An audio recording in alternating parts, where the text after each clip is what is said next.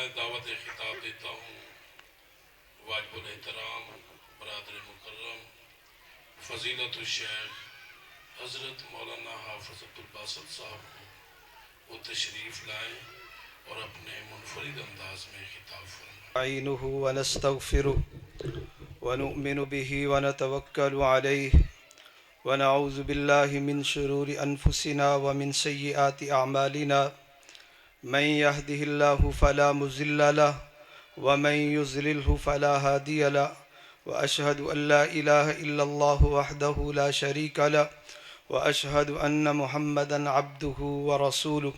اللهم صل على محمد وعلى آل محمد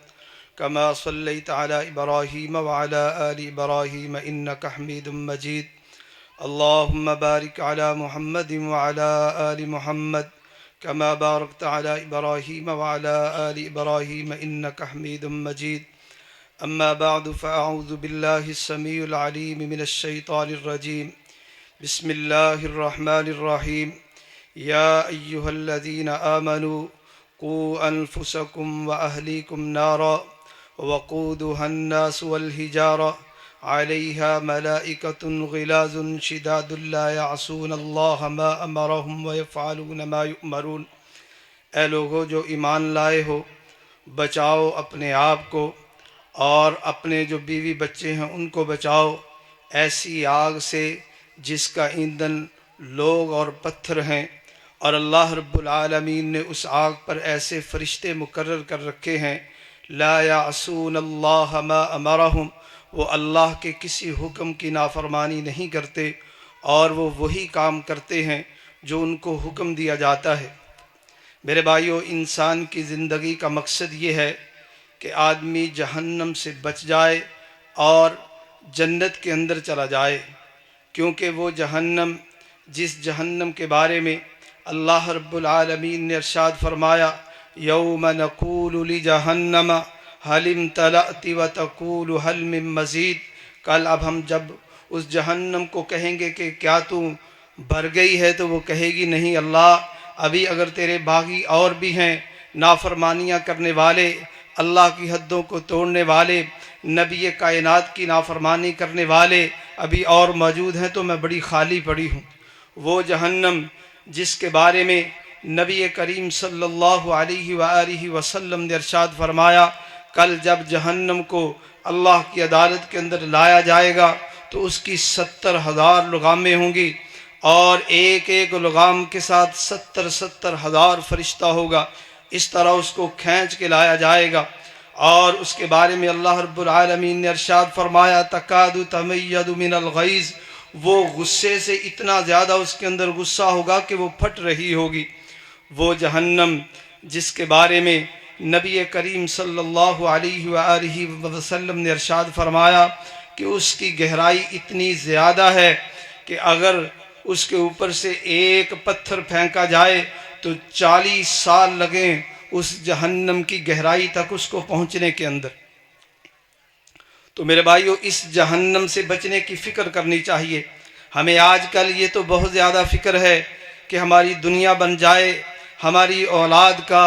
بہتر مستقبل بن جائے، اور سارے ہم اسی کام کے اندر لگے ہوئے ہیں۔ حالانکہ میرے بھائیو، یہ دنیا عارضی ہے، آخر کار ہم نے اس دنیا کو چھوڑ کے جانا ہے۔ اس سے لاکھوں گنا زیادہ فکر کرنے کی ضرورت ہے کہ ہم نے جہنم کی آگ سے کیسے بچنا ہے، ہم نے آخرت کے اندر کامیاب و کامران کیسے ہونا ہے۔ چونکہ جو بندہ جہنم کی آگ سے بچا لیا گیا اور جنت کے اندر داخل کر دیا گیا، وہی آدمی کامیاب و کامران ہے۔ چونکہ اللہ رب العالمین نے اپنی کلام پاک کے اندر ارشاد فرمایا فَمَنْ زُحْزِحَ عَنِ النَّارِ وَأُدْخِلَ الْجَنَّةَ فَقَدْ فَازَ، جو بندہ جہنم کی آگ سے بچا لیا گیا اور جنت کے اندر داخل کر دیا گیا، وہی حقیقت کے اندر کامیاب و کامران ہے۔ تو میرے بھائیو، ہمیں وہ اعمال کرنے کی ضرورت ہے جن کی وجہ سے ہم جہنم کی آگ سے بچ سکتے ہیں۔ غالباً یہی وہ مقصد ہے جو صوفی عائد صاحب رحمۃ اللہ علیہ اپنی زندگی کے اندر سمجھ گئے تھے، اور یہی وہ مقصد ہے جو میرے والد گرامی رحمت اللہ علیہ بھی اس کو سمجھ گئے تھے اور ساری زندگی وہ اسی کی تبلیغ کرتے رہے کہ لوگوں یہ دنیا عارضی ہے، آخرت کی فکر پیدا کرو، جہاں عبدالآباد کی زندگی ہے اور وہاں اللہ رب العالمین نے آپ کے لیے وہ محلات تیار کر رکھے ہیں، وہ جنت تیار کر رکھی ہے جس کے نیچے سے نہریں جاری ہیں، اور اللہ رب العالمین اس جنت کے اندر آپ کے لیے وہ نعمتیں تیار کر رکھی ہیں جو آج تک کسی آنکھ نے دیکھی نہیں اور نہ آج تک کسی دل کے اندر ان کا خیال آیا ہے۔ تو میرے بھائیوں، ہمیں کوشش کرنی چاہیے کہ ہم وہ اعمال سے بچیں جو اعمال جہنم کے اندر جانے کا سبب بنتا ہے، اور ان اسباب میں سے ایک سبب یہ بھی ہے کہ کل جب لوگ جہنم کے اندر جائیں گے تو پھر اس وقت ان سے یہ سوال ہوگا کہ ما سلککم فی سقر، تمہیں کس چیز نے جہنم کے اندر داخل کر دیا؟ وہ کہیں گے قالوا لم نک من المصلین، ہم دنیا کے اندر جو ہے نا نماز نہیں پڑھا کرتے تھے۔ میرے بھائیوں، یہ جو نماز ہے یہ دین کا ستون ہے، چونکہ نبی کریم صلی اللہ علیہ وآلہ وسلم نے ارشاد فرمایا الصلاۃ عماد الدین، نماز دین کا ستون ہے۔ اور میرے بھائیوں، یہی وہ نماز ہے جس کے بارے میں آپ صلی اللہ علیہ وآلہ وسلم نے ارشاد فرمایا کل قیامت کے دن سب سے پہلے جس چیز کا حساب لیا جائے گا وہ یہی نماز ہوگی۔ آپ صلی اللہ علیہ وآلہ وسلم کا آخری وقت ہے،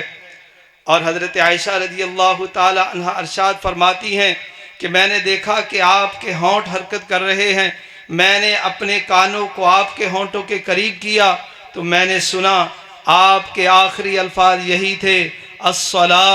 الصلاۃ وما ملکت ایمانکم، اے میری امت کے لوگوں نماز کا خیال کرنا، نماز کا خیال کرنا۔ آج کتنے لوگ ہیں جو بے نماز ہیں، اور جو پڑھتے ہیں وہ بھی سنت کے مطابق نہیں پڑھتے۔ میرے بھائیوں، اگر ہم چاہتے ہیں کہ ہم اپنی اس زندگی کو کامیاب و کامران بنا لیں اور اپنی زندگی کا مقصد سمجھ لیں، تو پھر ہمیں وہ اعمال کرنے چاہیے جو ہمیں جنت کے اندر لے کے جائیں، اور ان اعمال سے بچنے کی کوشش کرنی چاہیے جو جہنم کے اندر جانے کا سبب بنتے ہیں۔ اللہ رب العالمین سے دعا ہے کہ اللہ رب العالمین ہمیں صحیح معنی کے اندر اس زندگی کا مقصد سمجھنے کی توفیق عطا فرمائے،